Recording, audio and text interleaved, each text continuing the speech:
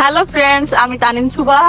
ঢাকায় চলচ্চিত্রের এই সময়ের পরিচিত মুখ তানিন সুভা এখন জীবন মৃত্যুর সন্ধিক্ষণে। যেকোনো সময় যেকোনো কিছু হতে পারে। শারীরিক কন্ডিশনের অবস্থা খুবই খারাপ। বর্তমানে তার শারীরিক অবস্থা অত্যন্ত সংকটাপন্ন হওয়ায় ধানমন্ডির একটি বেসরকারি হাসপাতালে লাইফ সাপোর্টে রাখা হয়েছে।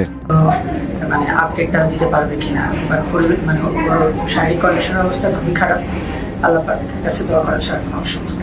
পারিবারিক সূত্রে জানা গেছে, সোমবার হঠাৎ অসুস্থ বোধ করলে তানিনকে দ্রুত আফতাবনগরের একটি ক্লিনিকে নেওয়া হয়। প্রাথমিক চিকিৎসা শেষে বাসায় ফিরলেও সন্ধ্যার দিকে আবার অসুস্থ হয়ে পড়েন তানিন। পরে তাকে বনশ্রীর আরেকটি হাসপাতালে নেওয়া হয়। সেখানে তাকে আইসিইউতে ভর্তিও করানো হয়, কিন্তু অবস্থার আরো অবনতি হলে রাতেই তাকে স্থানান্তর করা হয় পপুলার মেডিকেল কলেজ হাসপাতালে।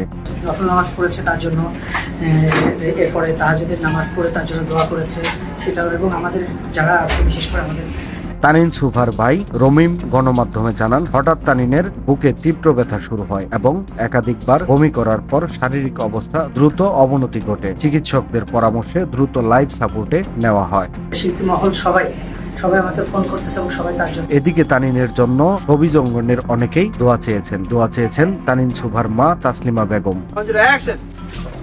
কি সমস্যা আপনার?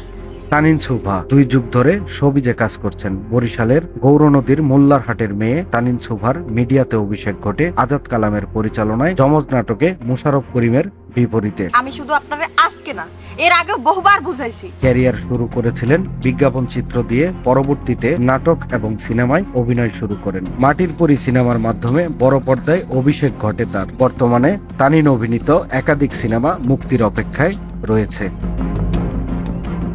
সময়ের কলম, নিউজ ডেস্ক।